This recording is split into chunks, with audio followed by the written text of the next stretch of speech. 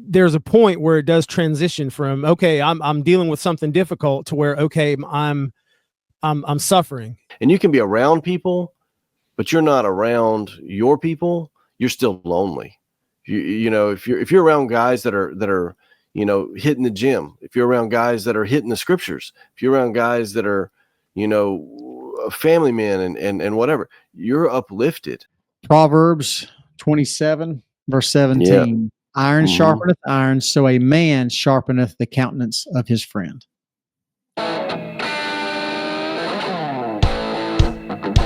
All right. We're going to tell y'all a little bit about where we're from. Here we go.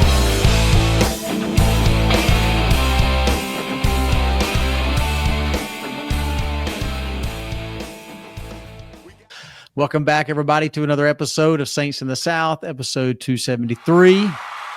Good to be back. Good to be with you. Hope everybody's doing good out there. Y'all doing good? I am. Oh, yeah. All right. Better than good. Better than Gooder good. than good. What are you better? Are you Dave Ramsey better than you deserve? Amen. That's right. That's a good way of putting it. Very like good. Dave Ramsey, better than I deserve. That's definitely true. Well, good stuff. Hey, as always, be sure and hit your like button, your subscribe button, notification bell, and be sure and share this with anyone and everyone that you think might be interested. We certainly appreciate it, for sure. Absolutely.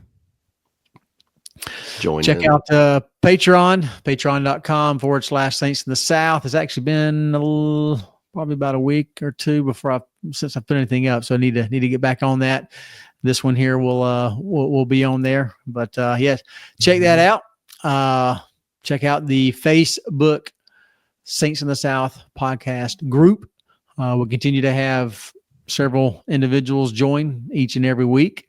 Appreciate the discussions and the additional input and discussions that take place there. Good job, everybody. It's been growing fast. I've been kind of shocked, man. It's just continuous notifications. So yeah, it's awesome.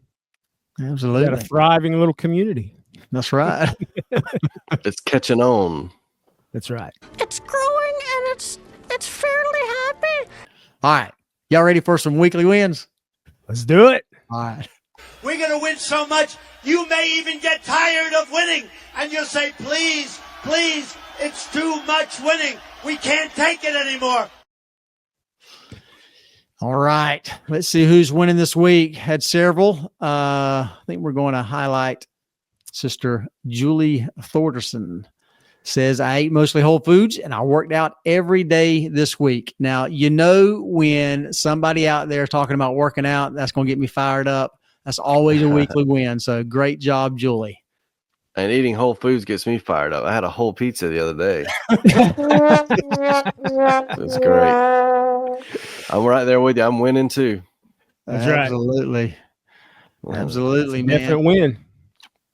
Yep, man. Getting into that workout routine. It's when you haven't done it or haven't done it for a while, it's hard to get back in there. Yeah, it's easy to get out of the habit, hard to get back into it. That's right. Yeah, absolutely. That's true. That's true. I know we had a baseball tournament this past weekend down around Orlando, and we stayed at this nice hotel that had a big gym that was open 24/7. I was like, that's awesome. I can keep the streak alive of avoiding gyms. So still undefeated. Oh, yeah. That win ties in nicely with our topic of discussion this week too. Absolutely. Sure. What are we talking about? We are talking about the month of June, which is what? What is the month of June? It is. Depends on who you ask. Health Awareness Month. Yeah, right. That's right. It is. There's also some other things that the month of June has been known for, but we're not going to discuss any of those today. We're gonna talk about June as being Men's Mental Health Awareness Month. And so when this episode drops, we should be right in the thick of it in June here. Absolutely. It's one of those things that has over the last several years become kind of much more prominent, more out in the open, a lot more discussion about it. Men more willing to talk about it, and there's still maybe some stigma maybe that comes along with, opening up a little bit, sharing your thoughts and feelings. And but anyway, it's good that it's talked about more. So Yeah, there's been a lot of actively working on that. A lot of very intentional effort to kind of reduce the stigma, because today men statistically are far less likely to engage in mental health therapy and psychotherapy than women are. Especially minority men, like Black and Hispanic males in America are far less likely. And from what I've seen in my experience, even when men are put in situations of involuntary situations, like, involuntary inpatient hospitalizations related to their mental health, they're still very hesitant to open up. They still, there's this kind of a cultural expectation of being able to just, you got to man up and you just got to do it. You got to handle your business. And, talking about, how you feel is a sign of weakness. And so it can be really difficult. Yeah. Just gotta grin and bear it. Right. That's right. Just got to power through it. But the fruits of that we see are that suicide rates among men are very, very considerably higher. Men statistically don't attempt suicide as much as women, but men use far more lethal means. So, most men tend to use firearms or means that are going to be decisively more successful in that. Yeah. So the fact is that there's men suffer. There's a lot of stuff going on. With that many men taking their own lives, obviously there's some significant issues related to mental health going on that's not being talked about for the most part. It's kind of swept under the rug for a large extent. Would it surprise you to know that the latest numbers suggest there are more men die every year by suicide than women die of breast cancer? Do you feel like it gets as much attention? Nope. I don't think it does. It doesn't seem to me. I mean, I work in mental health, so I feel like maybe in certain circles it does, but I feel like in general, in the culture in general, I don't think it gets nearly, like breast cancer is something that, definitely is a horrible thing. Many women die from breast cancer every year, but the fact that the suicide rate among men is, kind of swept under the rug, is not talked about as much, is a problem. So the example in that, Joe, to your point, what's the color representation for breast awareness? Pink ribbons. Yeah, pink ribbons everywhere. That's right. And what month is it? Do you know which month it is? February. Nope. October. Yeah. It's October. And every sports team that's in season will wear pink that month. And it's very, very prevalent. Whereas I don't know if they do that. I'm not aware of it, that they do anything like that in professional sports, collegiate sports for, men's health awareness. So. And it's gotten a bit worse since 2010. Suicide rates for males under 30 years old have increased 40%. Wow. It's about 4 times higher in men than women. And when things get bad, it gets worse, seemingly worse for men. There was a statistic thrown out in a movie recently about the financial collapse of 2008, The Big Short. and they mentioned that for every 1% increase in unemployment rate, there's an additional 40,000 deaths in the U.S. And that was from a study in 1981. Actually, it was 37,000 roughly that they had attributed to excess deaths when the unemployment rate goes up. Just 1%. So the latest numbers suggest it's probably closer to 50,000 annual excess deaths when the unemployment rate goes up 1%. And that's not just suicide. That's, heart attacks and, other things. So that's really hard on men, especially because men often kind of tie up their sense of worth and their value, their self-perceived value in their ability to provide for their family. And so when that's taken away, if that's your identity, if you feel like your entire worth is based on your ability to earn money and provide for your family, then when that's taken away, you have no sense of worth. And sure, yeah. I think the suicide, men and suicidal ideation or suicidal attempts, suicide in general, if I remember right, it's about 50% don't have any history of mental health issues. They don't have clinically diagnosed depression, bipolar disorder, or anything like that. And it seems to be very closely tied with kind of that self-worth as far as competence and value. If they don't feel that they're of any value, then the drive in men just vanishes. Yeah. So I think with the point that you're all touching on, I think of three things that helps men feel valuable. The one you talked about is the ability to provide for your family, right?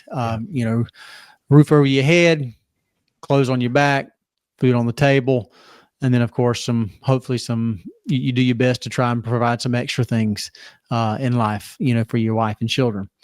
The second thing is protect. Okay, the ability physically to be able to protect your family from danger. I will say that my number one fear growing up as I thought about having a family was, am I going to be able to provide for them? That's what I thought about the most.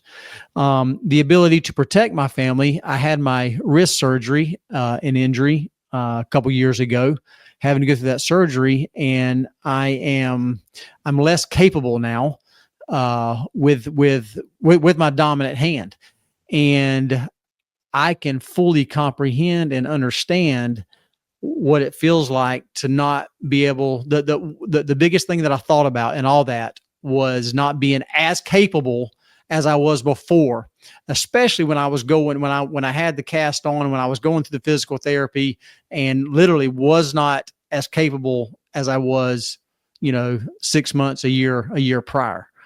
And then the third thing is the preside, the ability to lead your family in a direction that you want to take them.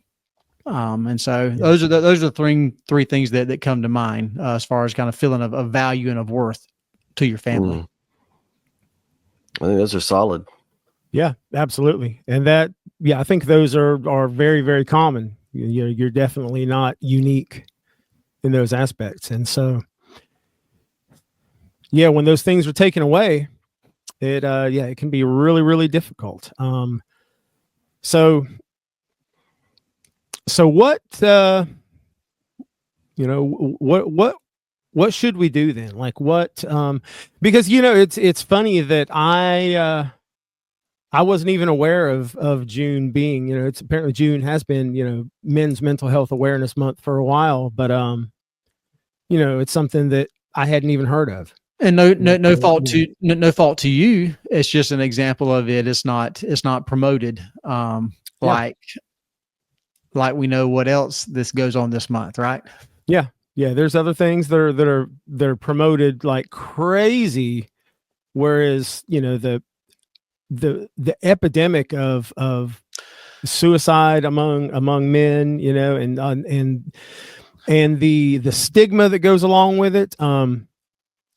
I think, yeah, it's important. Obviously, we talked about breaking the stigma, encouraging open conversation. Can I interrupt you right there? Yeah. So I think there is something to be said. And again, there's balance in everything. There's something to be said in being able to grin and bear it, right? To grit your teeth and just suck it up and go after it, right? But I think you do that until it starts interfering and causing you not to be able to function in the roles that you need to function in, right? So if it's interfering with your ability to do that, okay, now we've got to stop sucking it up and we've got to start looking for some help somewhere. Yeah, I think, and you make a really, really good point, Jackson, that there are times in our lives when we're going to go through tough times and it's going to be difficult and we're going to feel miserable, but we're just going to have to grit our teeth and push through things. And that's part of life. That's part of developing resilience. That's something that, we should encourage in our children. That's why it's important to allow, and I know you've talked about this before, sometimes it's important to allow your children to fail. It's important to allow your children to struggle with things that are really difficult when your instinct is to help them, or, save them from this difficult thing they're going through. But, children need to develop that resiliency. And even as adults, there's things that we need, that it can be good for us to go through certain adversities. But I think there is a difference though. And you pointed out that one of the differences there is that when the tough time we're going through, where we're just gritting our teeth and trying to white knuckle it, where you don't see the light at the end of the tunnel, where you're in a situation where that goes on, and rather than pushing through something that lasts a matter of days or weeks or something like that, you're looking at something that just goes on and on and on. And if we don't see any end in sight, it can really start to wear on us. And there's a point where it does transition from, okay, I'm dealing with something difficult, to where, okay, I'm suffering.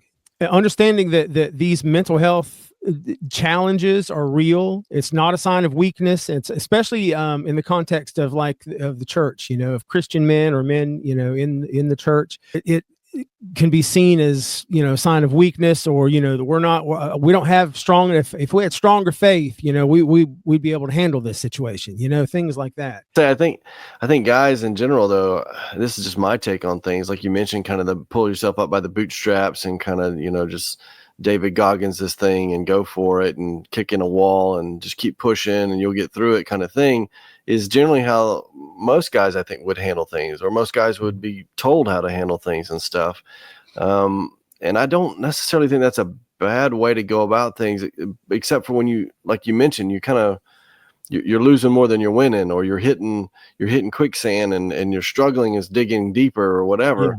Yeah. And I think for guys, sitting around and talking about problems is probably not a normal thing. And I don't even know how helpful it is as compared to just being around other guys. I think loneliness is a huge problem for guys these days. And you can be around people, but you're not around your people, you're still lonely. If you're around guys that are hitting the gym, if you're around guys that are hitting the scriptures, if you're around guys that are, family men and whatever, you're uplifted, I think, in those ways. And I don't think you have to necessarily cry on their shoulder or whatever to receive therapy from being with them. I think loneliness is a big thing that you got to battle. I'm so glad you said that. That's a nail on the head right there, for sure. I mean, whether you go out on a weekly or every other week to play golf, with your buddies, or you get together and have a scripture discussion on the podcast, right? Or you work out together. All those are wonderful examples, and it's a very clear distinction between how men operate and how women operate. Women need to talk it out. Okay. Yeah. Men don't have to talk. You don't have to talk it out to exercise some therapy. Right. Right. So, and I think probably Kenny can attest to that too with his profession. Yeah. Well, men tend to be problem solvers. Men tend to be psychologically more oriented toward, if there's a problem, you solve it. You don't talk about it. You don't, what, just getting it off your chest. Well, what's that's not going to help. You need to identify what the problem is and solve it. And so when it comes to like psychological disorders, when it comes to a diagnosable disorder, one of the criteria that has to exist is that it has to impede or interfere with your daily functioning. Right. Basically, that this thing I'm experiencing has become so severe that I'm unable to do the things I need to do day to day. Right. And it's not that just something for you men notice. Can be of a given, a sign of giving up. Nobody wants to acknowledge that, okay, I've reached the point that I can't handle this anymore. We want to keep saying, no, we got this. But we need to have enough self-awareness to say, okay, listen, I've reached a point where I'm not like Jackson said, I'm losing ground every day. I'm pushing as hard as I can go. I'm doing all the right things. I'm getting exercise. I'm trying to hang out with my buddies, and I'm taking care of myself physically and spiritually, but it's just not working. In situations like that, it's crucial for men to be able to seek professional help, just the same way you would seek medical help, for a medical issue. And we can do things that can contribute to the deterioration of our mental health. But once we reach a point where we're in a hole that we can't dig ourselves out of, it's important to recognize it's like we've developed something. We've developed diabetes, or we've developed something. We've developed some kind of an illness that we need to seek professional help for. The same way we would go to a medical doctor for a medical problem. Going to seek a mental health professional to help with this it should be looked at the same way. Even before you get there, there was Simon Sinek, who wrote a really good book called The Infinite Game. He kind of made the rounds again on social media not too long ago, where he was talking about a friend of his, like in this busy paced life, right? Where you kind of have less and less of that time of being together, supporting one another, and kind of getting that support that you need, like a plant gets sunlight or water. All right. We're more and more isolated, even though we're more and more connected. It's a weird thing, but that's the time we live in. So a friend of his, he saw them, and they were like, it was a really rough time a month or two ago. And he was like, well, why didn't you reach out to me? And they were like, I did. And he goes, well, what do you mean? Like, look at my text. You didn't reach out to me. And, they scroll back through the text, and the text, said like a month ago, said something like, hey, if you got some time, we could go get, some coffee or something like that, or, a bite to eat or something, just like that. And he goes, that was your cry for help? Because they were like really going through a tough time. Yeah. And he goes, no, I didn't even realize, I would have dropped everything and come, but I didn't. I thought it was just kind of like a, hey, if you're bored or something, And so they, that's great insight. I think that happens a lot. What they did is they came up with a code to say, there's some kind of information, data, whatever, backing it up, apparently, that 8 minutes with someone is what statistically drops off the feeling of loneliness. Like it forms that connection, and that feeling of loneliness abates, and you can actually get somewhere with that. And so that became their little tagline. Like, if you're really struggling, like if you need to have serious talk, then just say, hey, do you have 8 minutes we could talk? Or do you have 8 minutes we could hang out? And then that keys the other person in to know, okay, you need me. And so they'll put things on hold. We'll make time to go get, a hot chocolate, or go get a burger, or, go play golf, like Jackson said. That. And so that's a good way to just make time for not only, I think that's a step further. I think it's a scale thing. You know, there's that time that keeps you healthy, like watering a plant, putting it in the sunlight, where you're around other guys that point you in a positive direction, and you uplift one another just by proximity. And then if things are really tough, you need that 8-minute talk. You need that 8-minute hangout to kind of, you know, have that serious talk with people you seriously trust. And then beyond that, a crisis situation, you need to get some medical help, and you need to feel comfortable with doing that. And I think those are some tools in your toolkit to be definitely, you know, evaluating and using as needed. So, absolutely.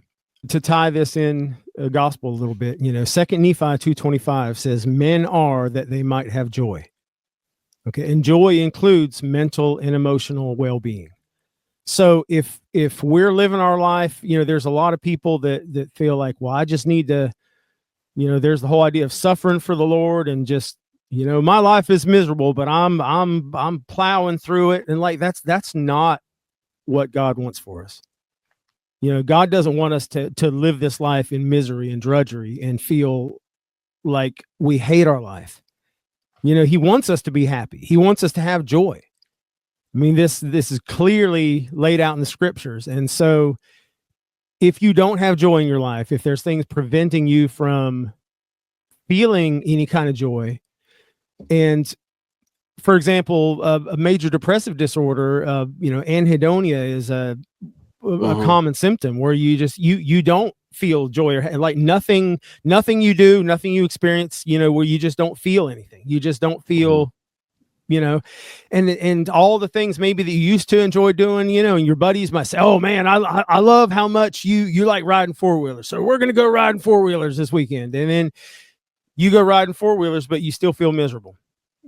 You know, that happens, you know, and that's a sign, you know, that anhedonia is a sign that there's a problem that has gone beyond, you know, a simple, I just need to do this or do that. I just need to hang out with my buddies or whatever. And, you know, really seek out that help when it's, being able to identify when it's necessary, and being able to identify that in others, because we don't, another problem I think with us men is that we don't, it can be uncomfortable to have those conversations with people, you know, Extremely. It can be really uncomfortable. And so, you know, we have to reach out to people. Like Mosiah 4:26 says, "Behold, I say unto you that ye must visit the poor and the needy and administer to their relief." So the needy can be anyone. Something that I know some people have done that they found helpful is if you have a trusted friend, you know, there are a lot of people that deal with chronic, you know, what's called chronic passive suicidal ideation, to where there's not a single day that goes by that you don't think about you're ending your life.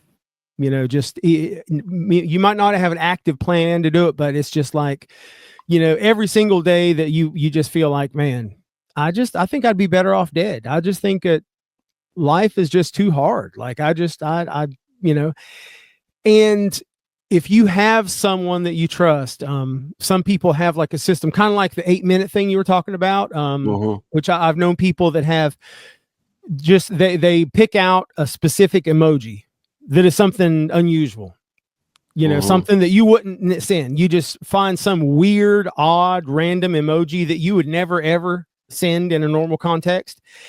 And you have an understanding with your friend that if they send that emoji, that means, okay, I'm struggling really bad right now.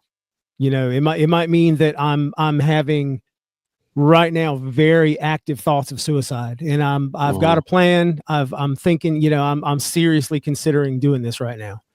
That's your flare gun going off.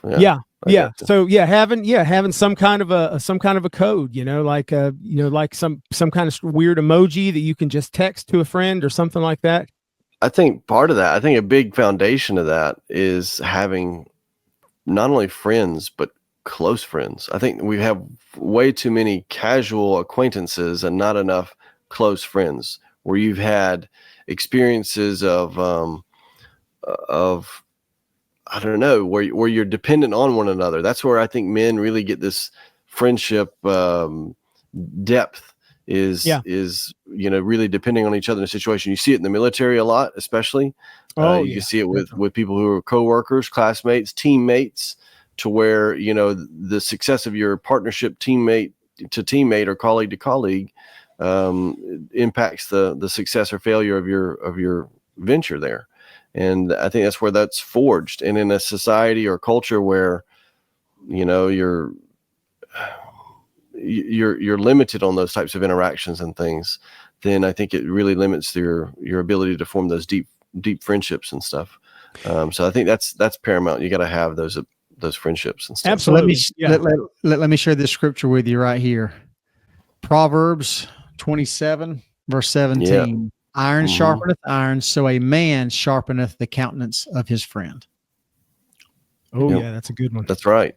That's necessary. And that battles that loneliness, which I think is one of the biggest tools that Satan will use when it comes to mental health with men, especially, is that loneliness where you feel like you're shouldering the burdens of the world on your own. And that's where it really weighs you down. And it's just not the case. It's the devil trying to lure you into a dark place. I think there's two things too I wanted to mention. I didn't want to cut you guys off though if you were going to say something. Go ahead. Well, I was just thinking too, like we're talking about men and stuff now. What about young men? What about your sons and stuff? Because some of the things I was kind of looking at for this month, mental health, are concerning for young men. It's a different world now than even when I was a kid or when y'all were children. For instance, how to phrase this?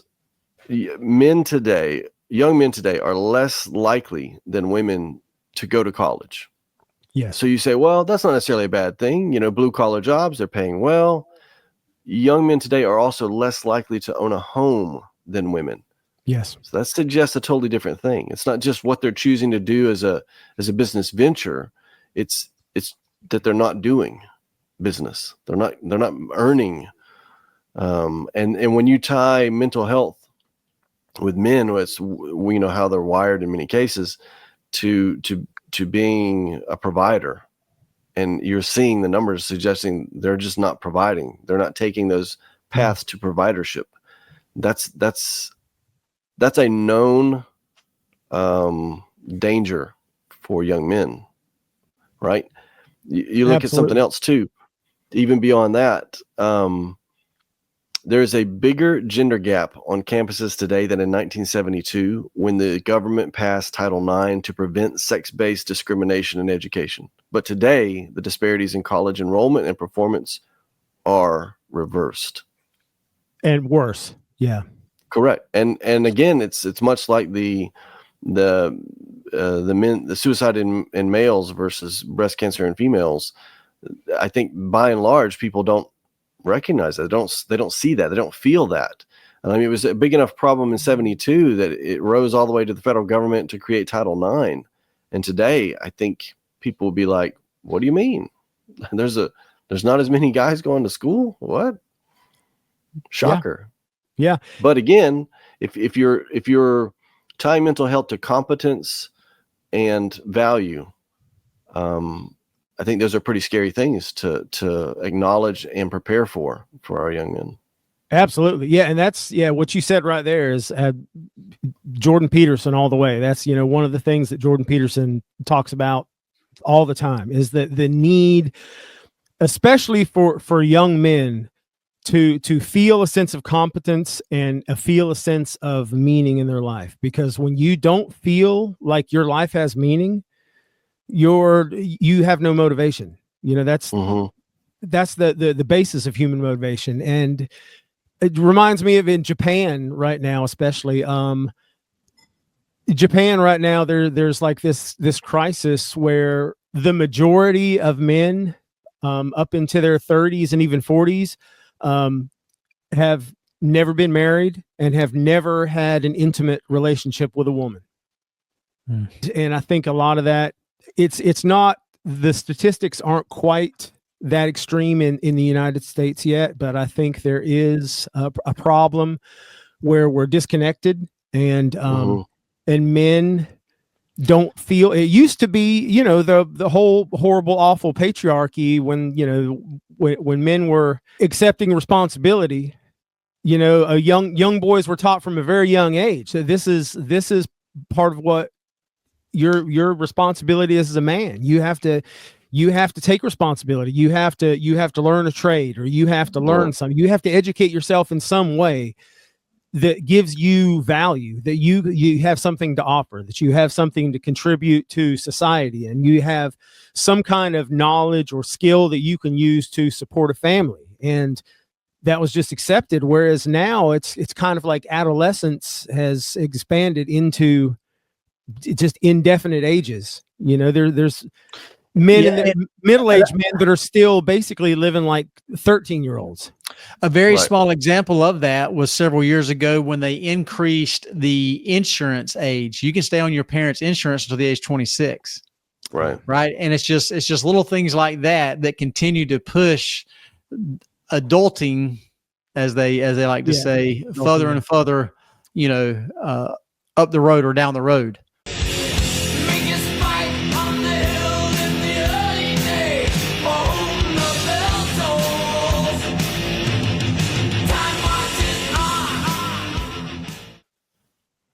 Part of the challenge, I think, to having value, self-worth, or even competence is a culture of hedonism, to where you can do whatever pleases you, whatever makes you happy in the moment. Just go do that thing. There's no expectations. There's no burden. There's no consequence in many cases. Well, if you don't work, you can get on some assistance. Someone's going to feed you. Someone's going to care for you. Someone's going to take care of your kids. They're going to teach them. They're going to feed them. They're going to give them free breakfast and all those things. Don't get me wrong. Any assistance you need, we're called to help others, right? Yes. But there's a difference in giving a fish versus teaching someone to fish. There's a difference in a hand up versus a hand out. And teaching people accountability, responsibility, discipline, that flies in the face of a culture that's pretty much engrossed in hedonism, in my opinion. That is that's not only not taught, Joe, that is to a lot of people offensive. Right. Downright offensive but that's where you develop self-worth. Teach people to accept responsibility for their own actions and for their own lives. No, there's so many people now that are raised under the expectation that the government's going to take care of me.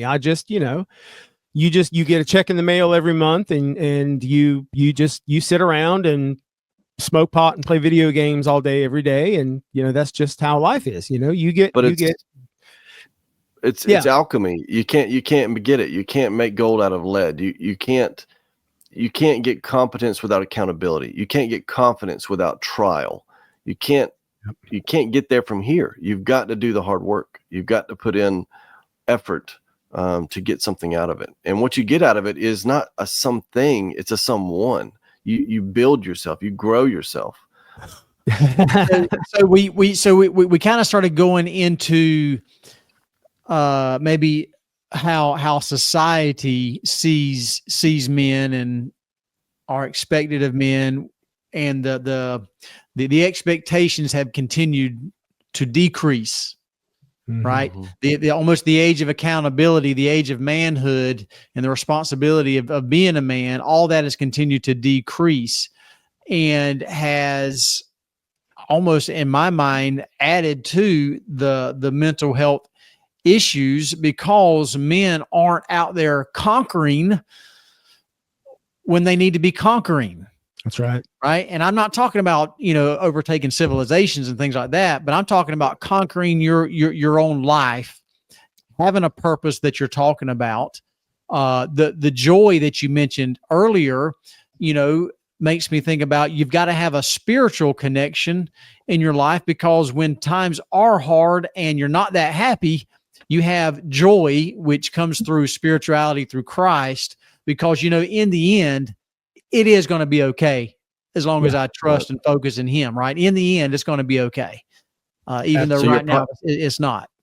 So you're prioritizing. There was a comedian named Jimmy Carr who recently said this in someone questioning about the best thing he's learned, whatever. And he said, it's really the root of all self-help.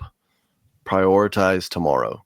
And so you're knowingly foregoing things today for a better tomorrow. And the thing I was going to tell you that I thought you would really like is a piece of anatomy. The anterior mid-cingulate cortex is a part of the brain that they've been learning a lot more about. This area of the brain is tied to discipline, about not just doing things. It's not about doing more. It's about doing things that need to be done that you don't want to do. And when you do that, the people that do that area of the brain grows. And what they find is the people that do the gym every morning, that area is bigger. The people that do marathons and endurance type stuff, that area is bigger. The people that actually live a really long life, that area is bigger. So it's not only the will area of the brain, they're starting to understand it as the will to live area of the brain. And maybe those two are kind of linked, is the ability to prioritize tomorrow is what gives you more tomorrows. And I think what you're talking about with society and stuff, encouraging or discouraging men to be men, it reminded me of our old favorite C.S. Lewis, where he said, "We make men without chests and expect of them virtue and enterprise. We laugh at honor and are shocked to find traitors in our midst. We castrate and bid the geldings to be fruitful." Wow. I think that's a pretty... Hey, have you been listening to the Huberman Lab? Who? Yeah, I actually listened to 2 episodes of Huberman Lab today, kind of preparing for this. Yeah. Because he talks about that, doesn't he? That what Joe was just talking about. Yeah. The anterior mid-cingulate cortex. Mm-hmm. Oh, cool. Well, yeah, he talks. He gets into a lot of the neuroscience, and there was one episode to where he was talking a lot about the amygdala as well, because the amygdala is what becomes activated when we're in like the fight, flight, or freeze, and and one of the things that Huberman has talked about is kind of what he calls amygdala hijacking.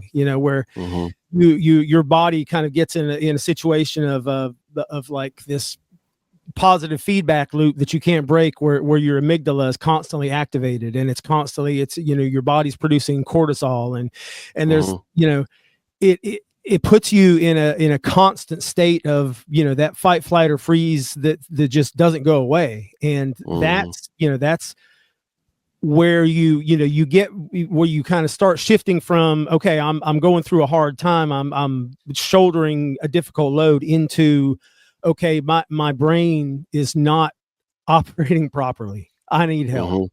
And we definitely need to understand that. There was a few points I really wanted to touch on, and so far we've got, one of them is that mental health challenges are real and not a sign of weakness, or as far as moral weakness or lack of faith or anything like that. We talked about seeking professional help when we need it. We talked about building strong relationships. That is super important. I think I was very, very lucky and very fortunate when I was younger to have really close friends that I would just sometimes stay up all night with, just talking about life and the world. And I didn't realize until I was older that's not, I thought that's everybody. I just thought everybody had that, and it was really surprising to me when I got older, when I started to realize how many men don't have that, don't have a single close friend like that in their life, that they can talk to about anything at all, and that's important. We have to have those bonds, we have to strengthen those bonds. And that's one of the things that I know we've, our the Elders Quorum has worked on a lot, as far as, trying to facilitate, these activities and stuff. It's not just superfluous, it's trying to build in time that's not focused on something else, to try to build those strong relationships. And another one thing that I wanted to is prioritizing self-care and healthy habits. And that's where I kind of mentioned a while ago about Julie Thordeson's weekly win, Right. because our physical health and our mental health are so closely tied together that it's essentially the same thing. We used to the common belief used to be that there's this, the mind and the body, and it's like they're two separate things, but we recognize today that our mind and our body are so closely tied together that you can't you can't tease them apart. There is no teasing it apart. And as a matter of fact, that just reminded me of a very interesting fact. And I can't remember, this might have been Huberman I heard this from, but there used to be in the 90s all these apps, there were early 2000s, I guess, or whatever, been maybe 10, 20 years ago, that are supposed to keep your mind sharp. Everybody was playing these little mind games and stuff, we're doing Sudokus or something, and they're like, I'm keeping my mind sharp, so when I get old, I'm not going to develop dementia. And I don't know if you've noticed, but you don't see ads for those apps anymore, those games, because the research has shown unequivocally, just without any doubt, without any question, that those types of apps and games have zero effect statistically on warding off dementia or Alzheimer's. There's only one thing that has proven to be very statistically effective in warding off Alzheimer's and dementia. Resistance training. Physical health, yes. Basically, yeah. Taking care of your body, working out, yes. Resistance training, including stepping up and stepping down. Right. The muscles. At Jackson, you could tell me what is that called when they're like when the way your muscles are used when you're walking down steps, where you control control how fast your body weight is moving down. You put me on the spot. I don't know. I put you on the spot. So I know you know the word for it though. Yeah. But Actually, you're talking to the right guy here. I wrote a book not too long ago about descending stairs. It was a step-by-step guide. The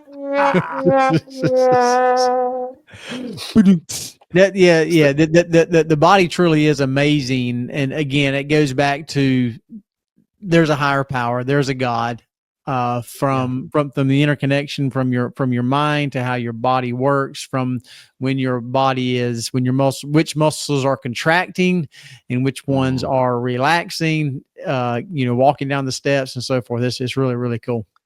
Yeah. And it's really funny too, how if you use muscles that you don't use very often, how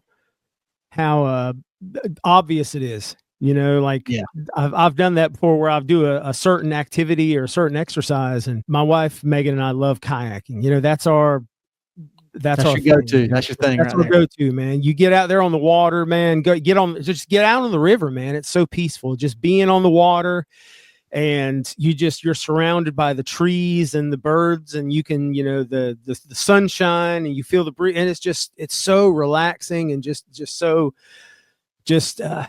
healing. But we kind of got out of it for a while. There was a period of probably 3 or 4 months that we didn't kayak at all. And it was funny that when we finally went kayaking the next day, I was like, man, my shoulders hurt so bad. And I was like, God, why are my shoulders so sore? What is going on? I realized I had gotten out of the habit of that paddling. That's what it was, man. We paddle, because usually when we go kayaking, we usually go out on the river and we paddle upstream for 30 minutes, an hour, whatever we feel like, until we get tired, basically. And then, we just kind of float downstream, because it's a lot easier to go downstream. So we always go upstream first. Then when you get tired, you can just you can either paddle or just float downstream or whatever. But we paddled upstream, and there'd been a lot of rain. So there was quite a bit of water and a pretty good current. So we paddled against the current for about an hour, and I was shocked at how sore I was the next day. The natural treadmill. got to take care. We have to take care of our bodies. Yes. Like you said, resistance training, keeping our muscles and keeping our body strong, keeping our heart strong, cardiovascular health. All that is literally the only thing that is proven to ward off dementia and Alzheimer's. Yeah. Yeah, and I'll take it a step further.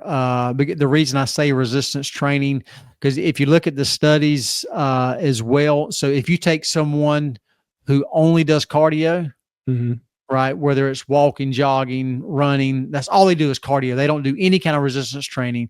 Then you take someone who only does resistance training, their overall health is much higher than someone that just does cardio. And that's mentally and physically there. So the best of both worlds. Ideally, you're doing both, right? Yeah. But resistance training is key for sure. So if there's any doubt to the decreasing physicality of our country and stuff, there was something recently I ran across. There was the La Sierra standards. These are physical fitness standards, I think, from the 60s. Common PE, like school, like public school PE programs. It was like before the presidential physical fitness thing.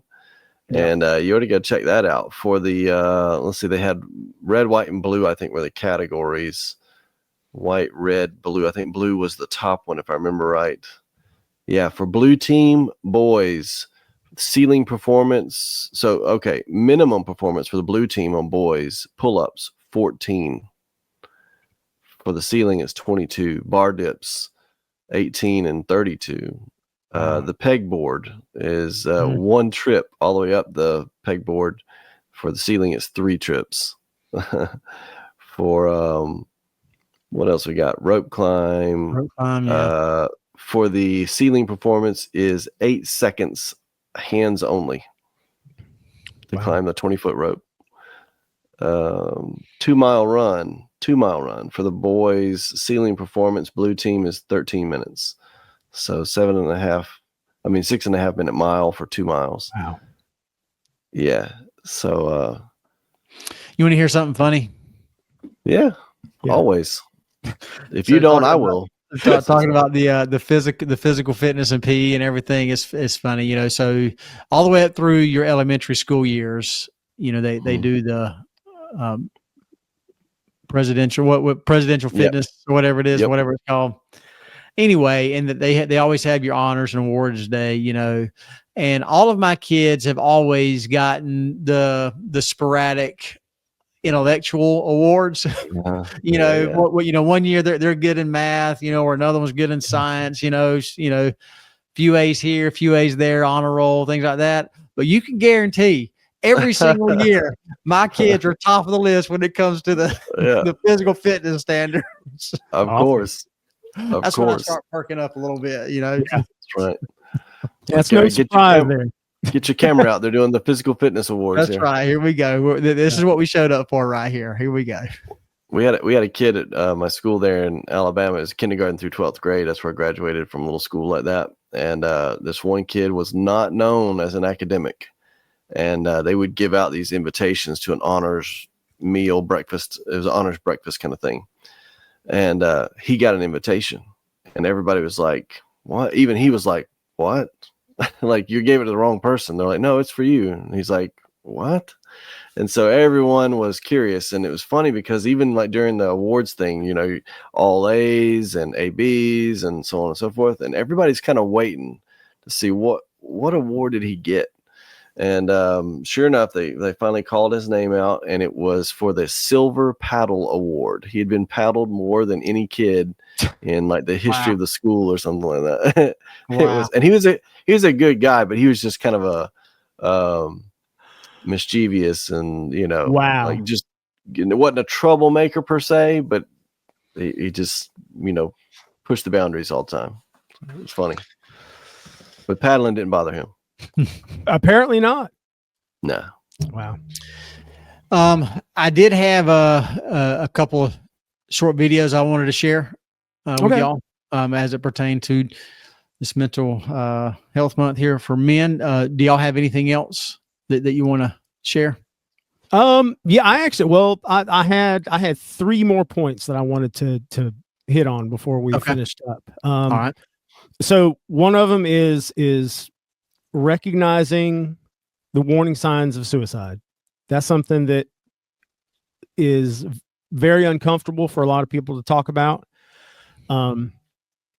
It's something that a lot of people have misunderstandings about. A lot of people feel like, well, I don't want to say it. They feel like if I say the word suicide or bring, that it's going to kind of plant the idea in their head or something. And it's not the case. All the research that we have has shown that the best way to deal with it by far is to just be blunt and open. Especially if you're talking to somebody who trusts you. If somebody's been going through a really hard time and you can tell that they've been really depressed or they're not themselves, just ask them, have you been having thoughts of suicide? And the research has shown that the vast majority of people who have died from suicide did not want to die. They wanted to stop hurting. So if you ask someone now there are cases where someone has their mind made up, where they've thought it through and they've come to what they consider a rational, informed decision to end their life. And that does happen. That is not the norm, though. For most people, they're hurting and they just want it to stop. And it's easy to kind of get tunnel vision when it's kind of like if you've ever been on a ride, like at an amusement park or at the fair or something that was you're just like, oh my God, where you were just so terrified or just, hey, it felt so sick to your stomach that you would have done anything to just get off that ride. That's how a lot of people get with life. To where they're hurting so bad. They're just like, I gotta get off this ride. And be blunt, be honest, be just open about it with them, be able to talk about those kind of things. And that can be really, really difficult. When I first started working in the field of mental health, I know it was really awkward for me at first. But the more you do it, the easier it gets. Obviously now, I literally have to ask people about suicidal ideation every single day. So it's not, it's not a problem anymore. But for most people, for me, it was at first. It was really awkward. That's important. And if somebody does express to you that they are having serious thoughts of suicide, get them help. That's not something. And one thing in that there's a mental health first aid course that I really, really love that I want to get certified to teach. One of the techniques is if you have a friend who is not willing to go get professional help, but they have disclosed to you that they're having suicidal thoughts, one of the techniques that you can use is to make them promise you to wait until tomorrow. Just say, can you promise me that you won't do anything until tomorrow? Don't focus anything beyond that, because anything beyond that can be way too overwhelming.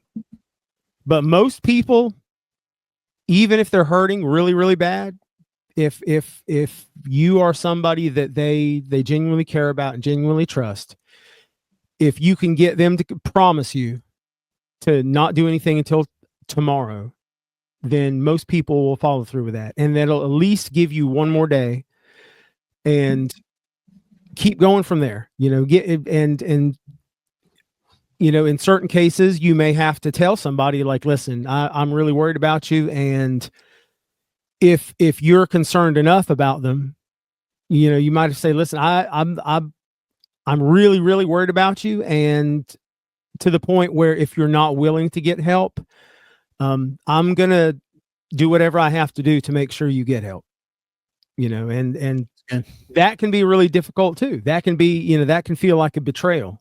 But the thing is, as long as you're alive, there's always hope for tomorrow, because, once you've ended your life, there's no coming back from that. There's no fixing it.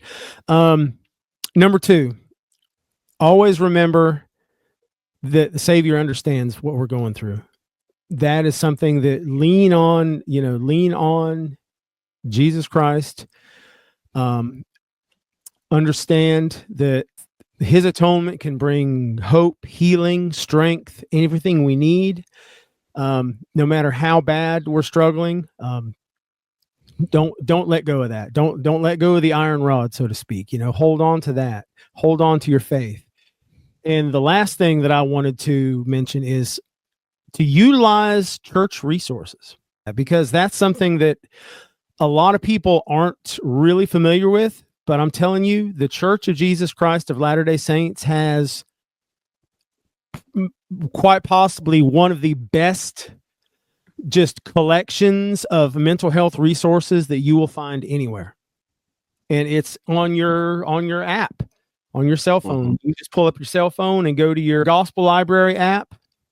And as a matter of fact, I'm going to go right now. Go to library. If you have a cell phone, you see the little, looks like the little books on a shelf. Go to that, the actual library, and scroll down until you see Life Help. Click on Life Help, and then there's abuse, addiction, adoption, death, disabilities, lots of things. Mental health. Click on mental health. Help for me, help for someone else. So there's lots and lots of resources. And if you go to the help for me, there's lots of kind of frequently asked questions or frequent issues that people face.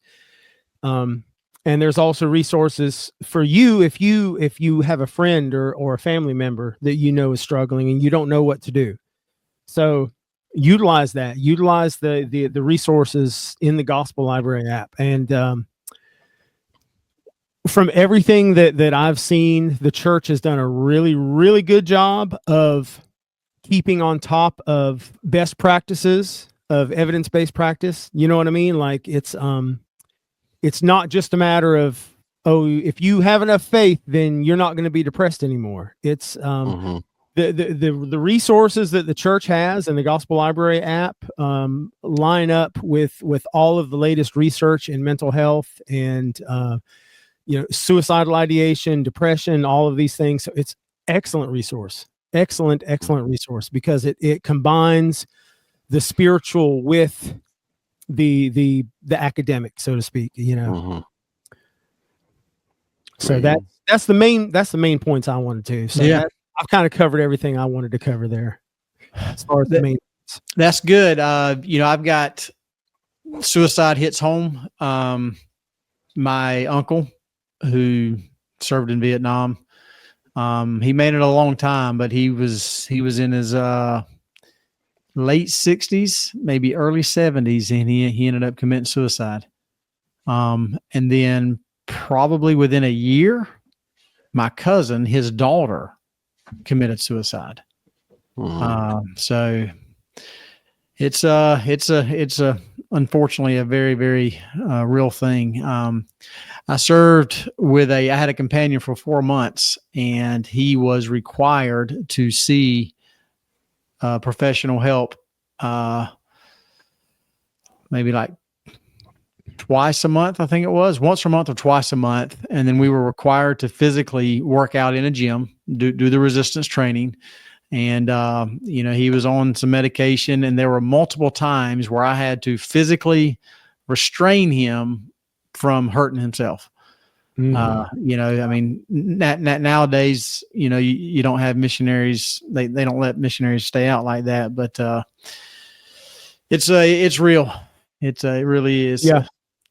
And my stepson, Jacob, he's been open about it. As a matter of fact, he was on the podcast, and he's very open about the struggles that he had. And he ended up, he was serving in Germany, his mission in Germany, and he ended up coming home a little early and finishing out his mission as a service missionary.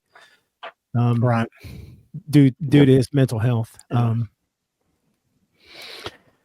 Well, Well, very good. Had a pretty good discussion here. The last point, Joe, do you have anything else? Well, I was going to say specific to anxiety, that can be something too that a lot of people deal with these days. I think there's the saying that action is the antidote to anxiety, and I think that there's some truth to that. The neural pathways for anxiety are the same exact pathways to anticipation. So it's kind of an uneasy expectation of the unknown, right? But anticipation can be a positive thing or a negative thing. But if you dwell on it for too long, it'll become negative, or it can become negative. And the longer you go with it and torture yourself, the more negative it becomes. So action can be an antidote to that, rather than sitting and festering and negatively pondering over something that is out of your hands or out of your control, or something you cannot know. Then just take action. Movement can be helpful, both in the big scheme of things, but also, like you mentioned, physicality. Physical movement helps things. Even if you're not doing anything for the problem at hand, movement can be a helpful thing. It at least gets your mind off of those things and allows you to redirect your energies. And movement toward a goal kind of takes the sting out of anxiety. Yeah. Well, movement toward a goal, actually. Yeah. When we achieve small goals, that we get a dopamine hit from that. And the dopamine is the reward. That's the reward circuit of the brain, the area between the nucleus accumbens and the ventral tegmental areas of the brain. That's what's called the reward circuit, and that is where the. I didn't upgrade to that option on mine. So that's the area between those two areas of the brain that's activated when we achieve a goal. Like, anytime we do something, when we say, yeah, I did it, I want to do this thing, and we do the thing, and then we feel good about it. That's our brain saying, good job, you did it. That's the natural reward that we're seeking for. And the more that we do that, it kind of strengthens that neural pathway, and we can, it builds it out, builds us to be able to accomplish even bigger goals, and service. I want service. You said action, and I wanted to mention also service to others is very important, because as far as the way that negative emotion codes is almost identical to self-consciousness. Therapy, when not done correctly, psychotherapy can actually cause more harm than help. If you dwell too much on yourself, because dwelling too much on yourself and your problems can kind of put you in a pit. And sometimes what you need to do is get out of your own head. And one of the best ways to do that is serving others. And there's evidence behind that. Serving others, selfless service, focusing on someone else's needs and serving them is very good for your own mental and emotional well-being. Yep. Right. Yeah. I've heard some professionals talk about, if you're talking about depression, well, if you're constantly talking about your depression, then you're never really getting out of your depression. Right. Yeah. That's kind of what you're talking about. Like self-reinforcing. Yeah. As we've talked here this evening, I've ended up drawing a Venn diagram. So this is what I've got. I've got in one circle, you've got the spiritual. Okay. Spiritual destination. Yeah. That's got to be fulfilled. Another circle, you've got a physical, the physical aspect of it. Third circle is purpose. And then all of those, if you have those three, those tend to lend to mental, being stable in your mental health. Yeah.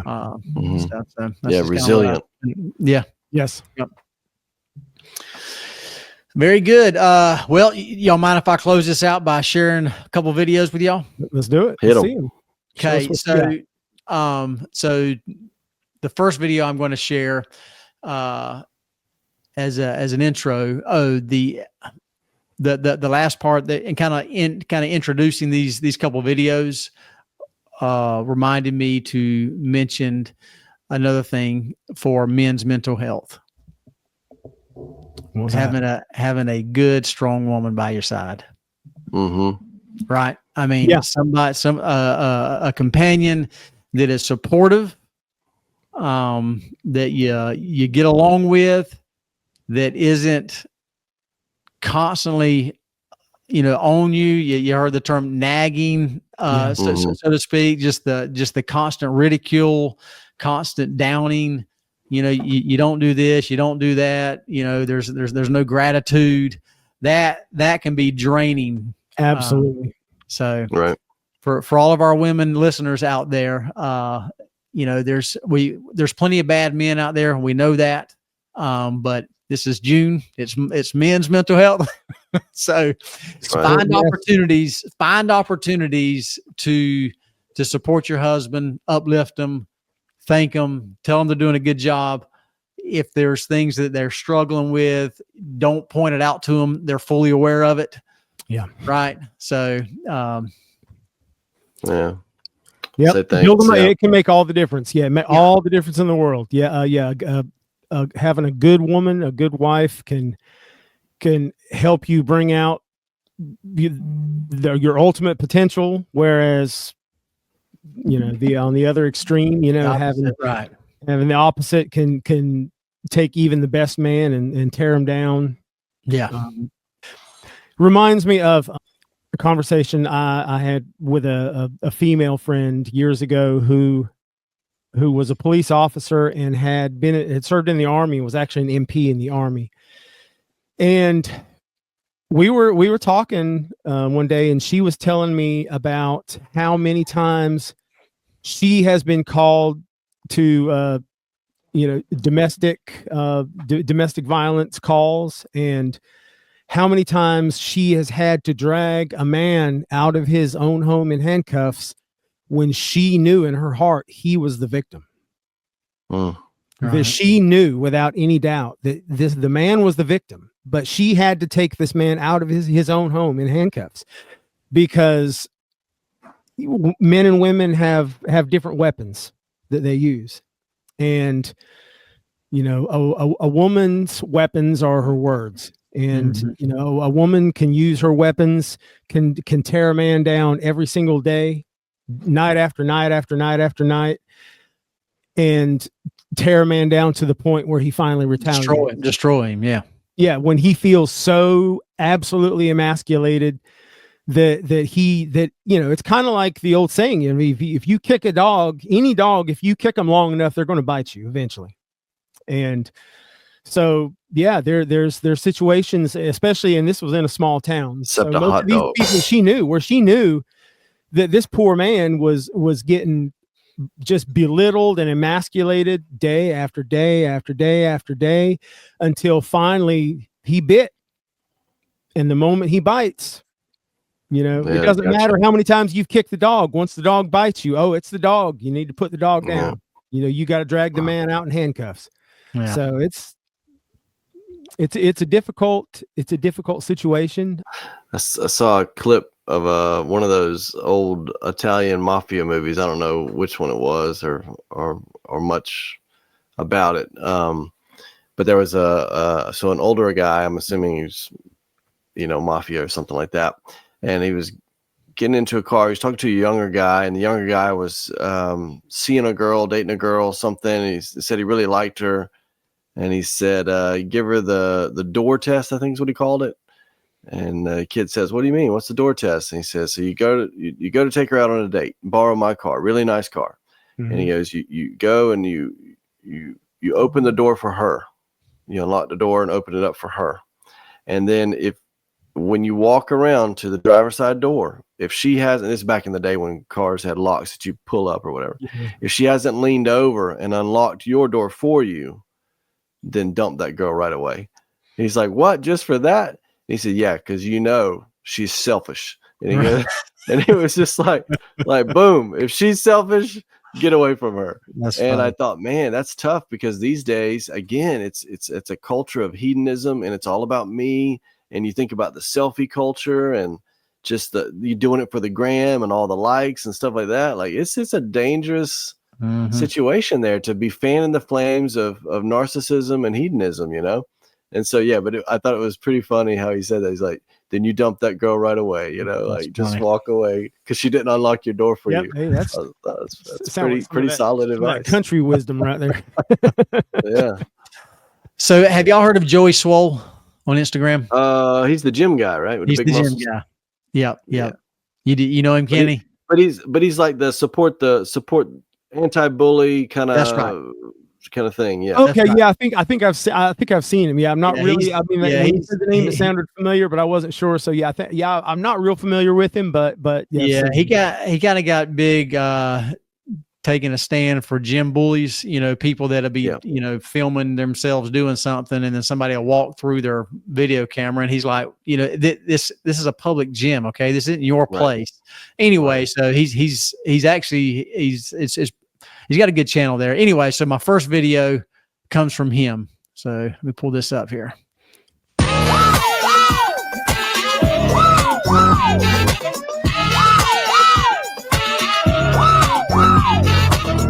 I saw that video last week and put a post up about how that was the third video that day that I saw mocking June being Men's Mental Health Awareness Month. There was even a trending audio of "I don't care" to go along with it.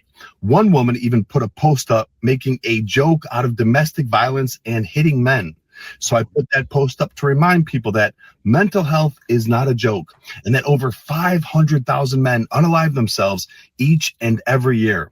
A woman responded and said that made me a misogynist, and that women don't care about men's mental health, especially straight men. Boy, was she wrong, because the response to that woman in the original video was incredible, both from men and women. And that woman deleted that video and her profile. Mental health is not a joke, and it is never okay to make fun of or encourage somebody suffering. When it comes to mental health, we are in this together, and we need to do better. Amen. Mm-hmm. That's right. With you, brother. That got me fired up, man. That's it. Absolutely right. All right. So my next video, y'all know who Oliver Anthony is? Mm-hmm. Oh, yeah. Have you heard his new song? I heard a piece of it. I haven't heard the whole thing. No, but I haven't heard. Matter of fact, Jocko was talking about it. He said he thought it was going to go like platinum or something. Yeah, so he's already at #1 on iTunes with this song. Oh, yeah. So what's even more crazy is the background of this song, because you know normally when people write music, you know it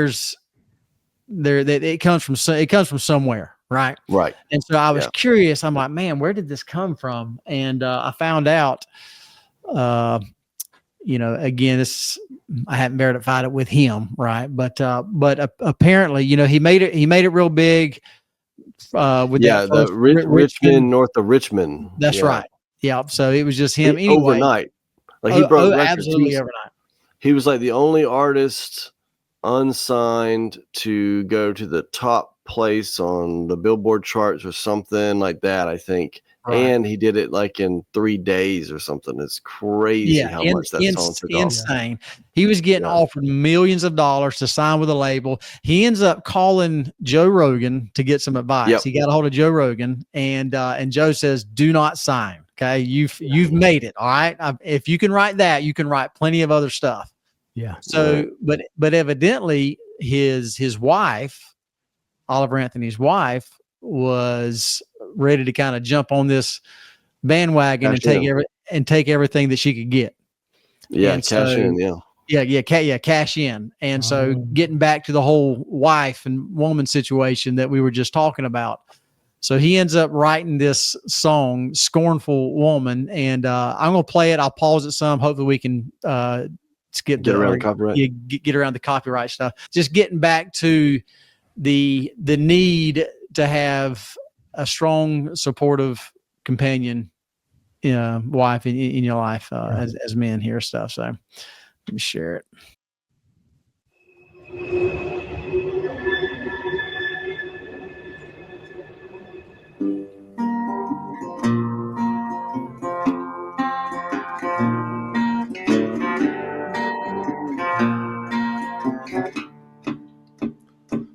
Well, she got a side to her. I wanna run.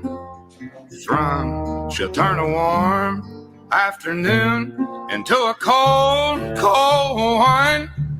Well, he grabbed the apple and Adam took a bite. And now all these years later, and the mask still ain't right with a scornful woman.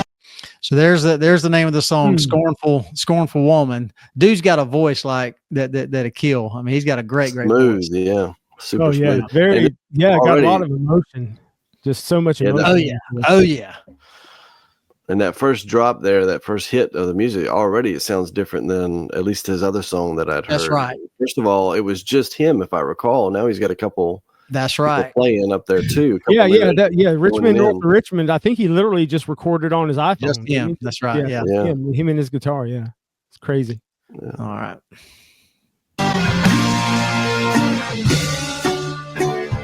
Scornful woman. I used to sleep so good, didn't have a night there. I was busy dreaming, believing he's always gonna be right there. And now the middle of the day is like the middle of the night. And the court says 50-50, but the math don't seem right with a scornful woman. So those lines in there, he says, I thought he's always going to be there. I think he's talking about a son. And he said the court says 50-50, but the math just don't seem right. Yeah. So tell he's writing from a heavy place here.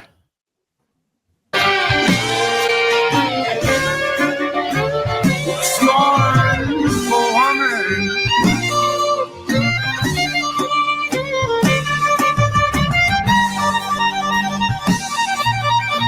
Hey, look at this cat. Yeah.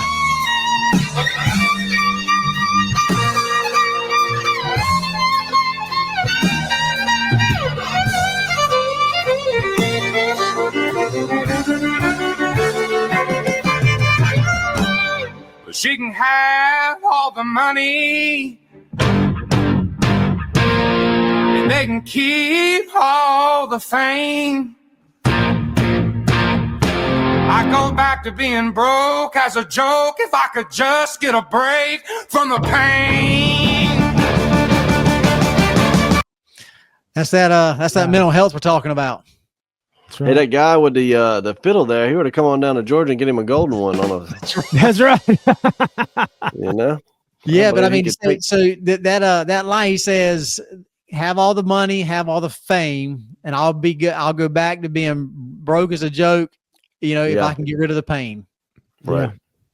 It's that burden that you carry, that you feel the weight of the Right. world on your shoulders, and it's too much to bear for any one person. Yeah. But again, it's not the pain, it's not the fame, it's not the money, it's having peace. It's feeling Peace. that you are valued, and it's feeling that you're, you matter. You can do, you're competent, you're valued. Yeah. Yeah, it's almost like, I mean, the pain of knowing that he was being used, and he was seen by his wife as a ticket, to all this extra stuff that she wasn't used to having. Right. So, Yeah, that's a shame, man. That's sad. yeah. Let's see if we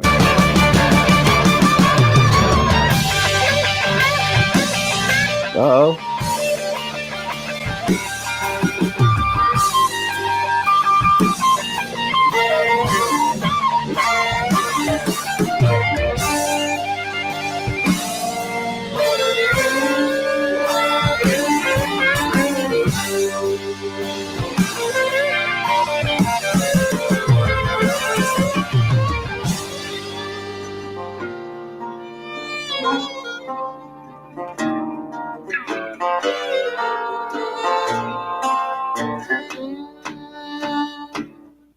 That's it. House burnt down, man. You ought to have another few million off of that one, I reckon. Yeah. Yeah. It's like the guy that won the lottery and had a scornful wife, and he said, if I won the lottery and we had to split it 50-50, would you stay or would you leave? And she said, I'd leave. And so he said, well, I won the lottery today. And she lit up. And he said, here's your $20. It was only $40. Now get out. That's right. Yeah, I seen that. Terrible. It's kind of like the story about unlocking the door. Yeah. If your wife will tell you straight up, oh man, yeah, if you won the lottery, I'd take half of it and leave you. Right. That tells you all you need to know right there. Wow. So, hey, I hit the lottery today. I won $40. Here's your 20.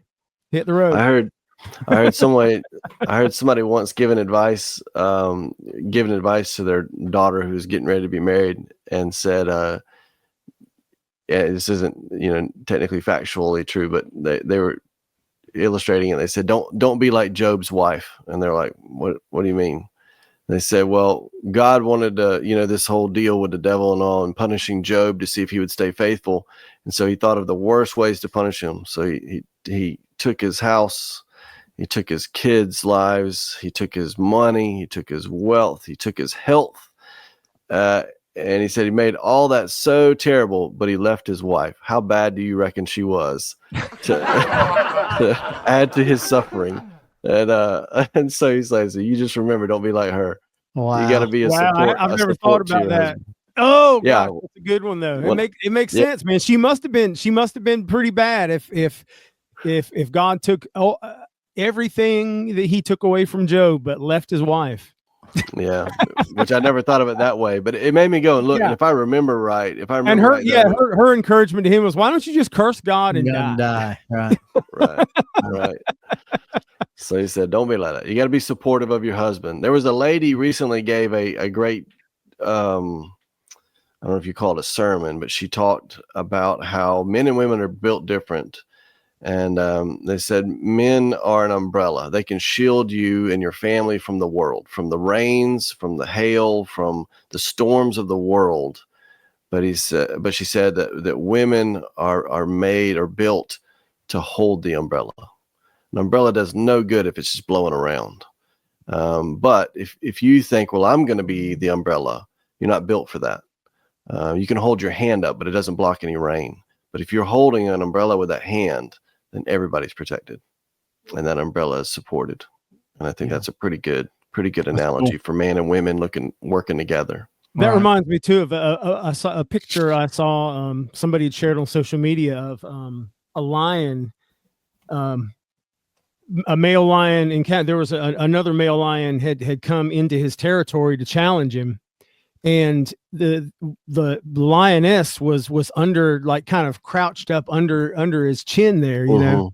You seen that? Yeah. You know what I'm talking about? Yeah. And so it kind of looks like she's kind of hiding underneath him, but what she's doing, the lioness was doing, was protecting his throat, because that's what, that's what she knows that's what another male lion is going to do. If this other male lion is coming in here trying to challenge her, the male, then he's going to go for the throat. So she put herself in that position to literally put herself in harm's way to protect him. And I thought that was really cool. That's cool. I love nature, man. Yeah. True story. You're not lying. You're not lying. That's right. Well, that's a good way to bring it to a close right there. Hope everybody stay positive out there. For you men, grin and bear it as much as you can. But when you need some help, don't be afraid to send out your 8-minute cry for help there with your emoji or however it is. Go play your golf with your buddies. Go work out. Yeah, be there for your buddies too. That's right. Absolutely. All righty. Until next time, y'all keep on striving. From the side. Come on. It's always so much harder to find these images on Apple. That's because carrots help with eyesight, not apples. That's right.